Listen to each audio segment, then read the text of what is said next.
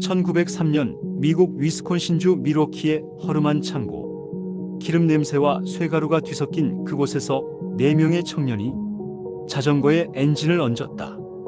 그것이 할리 데이비슨의 시작이었다. 그때 미국은 산업혁명의 자신감으로 가득했다. 하늘에는 비행기가 떠오르고 도로에는 엔진이 울렸다. 움직이는 기계는 단순한 발명이 아니라 국가의 심장 박동이었다. 할리의 엔진 소리는 그 심장의 박동을 대신했다. 거칠고 불안정했지만 그 불안정함이 오히려 자유의 상징이 되었다. 2차 세계대전이 끝난 뒤 전쟁터에서 돌아온 병사들은 모두 할리를 알고 있었다. 그들에게 오토바이는 전후의 기억 그리고 생존의 증거였다. 하이웨이 위를 달릴 때마다 그 소리는 단지 금속이 부딪히는 진동이 아니라 살아있다는 확인이었다. 그 시절 미국은 엔진의 나라였다.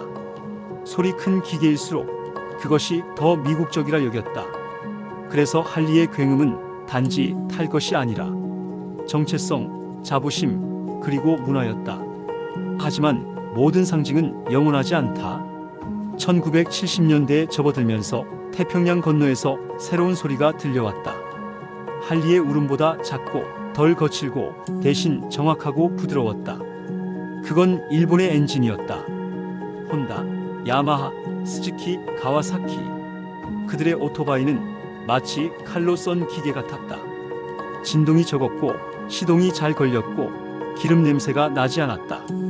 미국인들은 처음엔 그걸 영혼 없는 쇳덩이라 비웃었다. 그러나 몇 년 뒤 정비소에 줄을 선 건 할리였다. 미국의 도로는 여전히 넓었지만 그 위를 달리는 엔진의 소리는 점점 변해갔다. 자유의 굉음은 사라지고 정밀한 리듬이 대신했다. 그건 단지 오토바이의 교체가 아니라 한 시대의 감정이 교체된 순간이었다. 할리의 엔진이 상징하던 자유는 이제 일본의 엔진이 보여주는 질서와 정밀함으로 바뀌었다. 세상은 여전히 달리고 있었지만 그 방향을 정하는 나라는 더 이상 미국이 아니었다. 미국 언론은 분노했다. 신문마다 제목이 비슷했다. 일본이 할리를 베꼈다. 그들의 말은 틀리지 않았다. 초기의 일본 오토바이는 모양부터 엔진 구조, 심지어 주행 시 진동과 소음까지 할리와 비슷했다. 그러나 표면적인 닮음 아래에는 미국이 잃어버린 정확함이 숨어 있었다. 전쟁이 끝난 일본은 폐허였다. 그들은 스스로 발명가가 되기보다는 이미 존재하는 기술을 완벽하게 이해하는 기술자가 되길 택했다. 할리를 베끼는 일은 단순한 모방이 아니라 결함을 연구하는 실험이었다. 엔진을 뜯고 재조립하고 오차를 기록하며 그들은 자유의 소리 대신 정밀의 리듬을 만들어냈다. 1970년대 미국의 공장은 거대했지만 느렸고 일본의 공장은 작았지만 치밀했다. 하루 생산량보다 하루의 분량률을 더 중요하게 본 나라, 그게 일본이었다. 그들은 할리처럼 만드는 법보다 할리보다 오래 달리는 법을 배웠다. 결국 시장은 거짓말을 하지 않았다. 할리를 소유한 미국 중산층은 정비비에 지쳤고 야마하와 혼다의 매끈한 엔진으로 갈아탔다.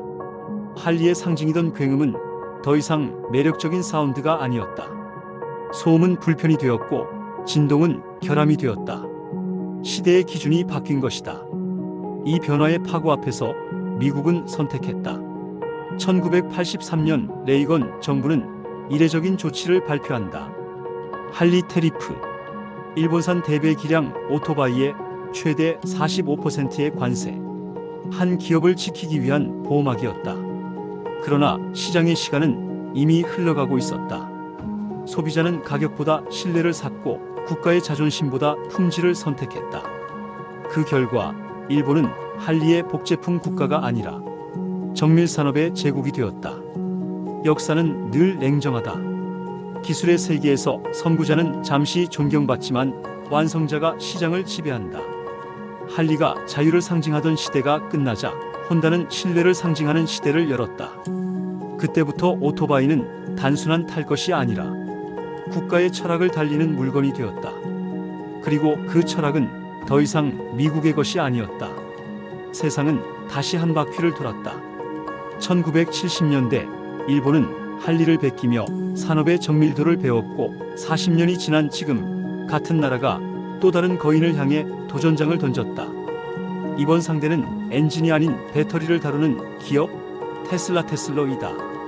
이야기의 주인공은 다시 혼다다. 할 일을 무너뜨렸던 그 일본 브랜드가 이번에는 전기의 제왕이라 불리는 테슬라의 뒤를 조용히 쫓고 있다. 하지만 방식은 전혀 다르다. 그들은 테슬라처럼 혁신을 외치지 않는다. 대신 완성도와 지속성이라는 오래된 무기를 다시 꺼내 들었다. 혼다는 지금 전기차를 전기만으로 달리지 않게 만드는 기술에 집중하고 있다. 즉, 배터리와 수소의 혼합 시스템, 일명 하이브리드 에너지 플랫폼이다. 테슬라가 속도와 성능으로 전기차의 시장을 바꿨다면 혼다는 안정성과 지속 가능성으로 미래의 표준을 다시 쓰려 한다. 혼다의 실험은 조용히 진행된다. 그들의 연구소에서는 소리 없는 엔진을 만들기 위한 시도가 이어지고 있다. 연료 전지에서 나오는 부산물은 단 하나, 물. 혼다는 그 물 한 방울에 자동차 산업의 미래가 있다고 말한다. 그들이 믿는 건 배터리 용량이 아니라 자연의 순환 원리다. 이 전략은 과거의 복사판처럼 보이지만 사실상 재현된 철학이다. 1970년대 혼다는 소음이 적은 오토바이로 할 일을 무너뜨렸다. 그리고 2020년대 그들은 소음 없는 자동차로 테슬라를 위협하고 있다. 역사는 반복되지만 같은 방식으로만 반복되지는 않는다. 이번엔 일본이 단순히 모방하는 나라가 아니라 다른 문명의 방식을 제시하는 나라로 돌아왔다. 테슬라는 혁신의 속도를 중시한다. 새로운 공장, 새로운 소프트웨어, 그들의 방식은 늘 세상을 놀라게 하는 것이다. 반면 혼다는 세상을 놀라게 하려 하지 않는다. 대신 조용히, 오래, 정밀하게 완성한다. 그들의 속도는 느리지만 신뢰는 깊다. 일본이 과거에 할 일을 이길 수 있었던 이유도 같다. 그들은 더 화려한 기술이 아니라 더 완벽한 시스템을 만들었다. 지금의 혼다도 마찬가지다. 테슬라의 알고리즘보다 혼다의 설계도는 단순하지만 그 단순함 속에는 수십 년간 쌓아온 기술적 인내가 깃들어 있다. 40년 전 일본은 미국의 자유를 모방했다. 이제 그들은 그 자유의 철학을 흡수해 지속 가능한 질서로 바꾸고 있다. 엔진이 울부짖던 시대는 지나갔고 이제는 물이 흐르는 시대가 왔다.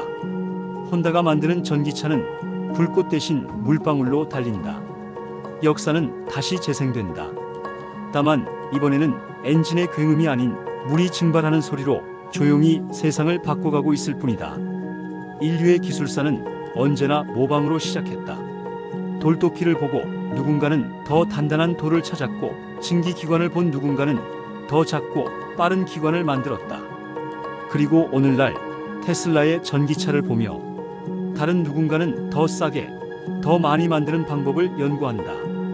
모방은 언제나 창조의 그림자였다. 하지만 이제 그 그림자가 현실이 되었다. 기술의 세계는 더 이상 새로운 발명을 중심으로 움직이지 않는다. 대신 누가 더 빨리 복제하고 효율적으로 배치하느냐가 승부의 기준이 되었다. 우리가 사는 시대는 발명의 시대가 아니라 복제의 문명이다. 테슬라가 전기차의 개념을 만들었다면 일본은 그것을 더 안정적으로 완성하고 중국은 그것을 더 싸고 빠르게 대량 생산했다. 모두가 같은 기술을 공유하지만 그 기술이 놓이는 철학은 전혀 다르다. 서구는 혁신을 창의의 증거로 본다. 그러나 동양은 혁신을 집단의 완성으로 본다. 그래서 미국은 한 명의 천재가 회사를 만든다면 일본은 수천 명의 기술자가 한 문화를 만든다. 그리고 중국은 그 문화를 공장 단위로 확장한다. 각기 다른 방식이지만 결국 방향은 같다. 더 많은 사람에게 기술을 닿게 하는 것. 문제는 속도가 아니다. 문명의 질서를 결정하는 것은 이해의 깊이다. 누군가의 발명을 그대로 복제하는 건 쉽다. 하지만 그 발명 속에 담긴 의도, 철학, 책임까지 복제하는 건 불가능하다. 그래서 테슬라를 따라 만든 자동차는 많지만 테슬라처럼 생태계를 설계한 기업은 없다. 그들이 파는 것은 차가 아니라 전력의 언어, 즉 흐름 자체였다. 반면 대부분의 기업은 여전히 물건을 판다. 기술은 닮았지만 사고방식은 다르다. 일본의 혼다가 여전히 존경받는 이유는 그들이 단순히 할 일을 베낀 것이 아니라 그 안에 정신적 결함까지 연구했기 때문이다. 그 결과 그들은 품질을 만들었고 신뢰를 남겼다. 하지만 오늘날 많은 기업은 그 과정 없이 결과만 복제한다. 그래서 세상은 점점 더 비슷한 제품으로 가득 차지만 그 제품을 만든 사람들의 생각은 점점 더 얇아지고 있다. 복제의 문명은 편리하지만 위험하다. 창조는 고통을 필요로 하지만 복제는 고통 없이 이익을 만든다. 그래서 세상은 점점 비슷하지만 차가운 것들로 채워지고 있다. 기술은 복제될 수 있다. 그러나 철학은 복제되지 않는다. 이 단순한 명제를 읽는 순간 문명은 발전이 아니라 퇴행의 속도전으로 바뀐다. 우리가 지금 목격하는 테슬라, 혼다, BYD의 경쟁은 결국 기술의 경쟁이 아니라 철학의 시험대다. 누가 더 많은 차를 파느냐가 아니라 누가 더 오래 인간의 삶을 바꾸는가. 그 싸움이 시작된 것이다. 역사는 늘 반복된다. 다만 같은 장면을 다른 무대에서 다시 연기할 뿐이다. 40년 전 일본은 할리를 따라가며 기술을 배웠다. 그리고 그 기술을 자기 언어로 번역해 정밀산업 강국이라는 이름을 얻었다. 그런데 지금 그 일본이 다시 배움의 자리에 서 있다. 이번에는 미국이 아니라 스스로가 만든 완벽함을 배우고 있다. 한때 남의 기술을 흡수하던 나라는 이제 자신이 만든 질서에 갇혀 있다. 세상은 여전히 빠르게 변하지만 완벽함은 느리게 낡아간다. 일본의 자동차 산업은 여전히 세계 최고 수준이다. 엔진의 완성도, 조립 품질, 내구성, 그 어떤 수치로 봐도 흠잡을 데 없다. 그러나 세상이 바뀌었다. 이제 사람들은 마력이 아니라 데이터와 흐름으로 차를 평가한다. 테슬라는 전기를 팔지 않는다. 그들은 에너지라는 물건이 아니라 데이터의 순환 구조를 판다. 자동차는 움직이는 컴퓨터가 되었고 운전자는 하나의 노드가 되었다. 즉, 테슬라는 자동차 회사를 넘어서 흐름을 설계하는 기업이 된 것이다. 하지만 일본은 여전히 완벽한 물건을 만들고 있다. 그들이 믿는 건 여전히 속도가 아니라 정밀함, 시장 점유율이 아니라 신뢰도다. 그 철학은 아름답지만 시대는 다른 언어를 사용하고 있다. 정확함의 시대에서 연결의 시대로.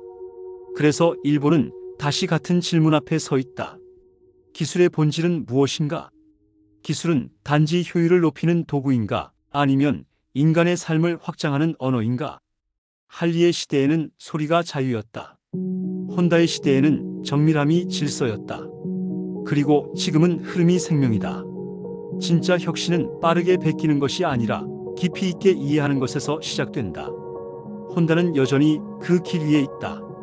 다만 이번엔 상대가 외부가 아니라 시간이다. 자신이 만든 완벽함을 넘어 새로운 철학을 다시 설계해야 할 시점이다. 기술의 본질은 속도가 아니다. 그건 이해력의 깊이, 즉 왜 이걸 만들었는가를 잊지 않는 태도다. 테슬라가 세상을 바꾼 이유는 전기를 먼저 쓴 게 아니라 에너지를 하나의 언어로 재정의했기 때문이다. 이제 일본의 질문도 같다. 우리는 무엇을 이해하고 있는가? 그 답을 찾는 과정이 바로 다음 세대의 문명이 쌓이는 첫 벽돌이 될 것이다. 이야기는 언제나 끝나는 것처럼 보이지만 기술의 세계에는 진짜 끝이란 존재하지 않는다. 할리의 엔진이 멈췄던 자리에서 혼다의 전기 모터가 다시 돌기 시작했고 이제 그 위에 또 다른 세대가 새로운 동력을 얹고 있다. 모든 혁신은 이전 세대의 결함 위에서 자란다. 과거의 일본은 미국을 따라갔다. 그리고 지금의 일본은 스스로 만든 완벽함을 다시 의심하고 있다. 이건 퇴보가 아니다. 오히려 성찰의 형태로 진화한 반복이다. 기술이 인간보다 빨라진 시대에 인간이 기술을 따라잡기 위해 선택한 유일한 방법은 다시 질문하는 것이다. 우리는 여전히 같은 질문 앞에 서 있다. 무엇이 진짜 발전인가? 더 빠른 속도, 더 큰 배터리, 더 긴 주행거리. 이 모든 것은 수치의 경쟁일 뿐이다. 그러나 문명의 본질은 언제나 관계였다. 기계가 인간을 돕는가? 아니면 인간이 기계를 이해하려 하는가? 할리는 자유를 상징했지만 그 자유는 결국 통제되지 않는 힘이기도 했다. 혼다는 질서를 만들었지만 그 질서가 완벽해질수록 변화의 여지는 사라졌다. 그리고 지금 우리는 그 둘의 경계선 위에 서 있다. 테슬라가 보여주는 미래는 전기차의 시대가 아니다. 그건 이해의 시대다. 배터리는 에너지의 저장이 아니라 이해의 그릇이다. 얼마나 오래 달리느냐보다 얼마나 깊이 생각하느냐가 진짜 미래의 경쟁력이다. 기술은 복제될 수 있다. 그러나 철학은 복제되지 않는다. 그리고 결국 인간이 선택해야 할 것은 속도가 아니라 방향이다. 할리를 베낀 나라가 있었고 그 나라가 이제 다시 스스로를 베낀다. 이것은 순환이자 반성이다. 그리고 문명의 진화는 언제나 그 반성 위에서 새롭게 시작된다. 그래서 이 이야기는 결론이 없다. 왜냐하면 기술의 끝은 발명이 아니라 이해의 확장이기 때문이다. 오늘 우리가 배우는 것은 어제 누군가가 만든 기술이 아니라 그 기술에 담긴 인간의 의미다. 결국 모든 엔진은 멈춘다. 하지만 인간의 질문은 멈추지 않는다. 그 질문이 흐르는 한 문명은 다시 달린다.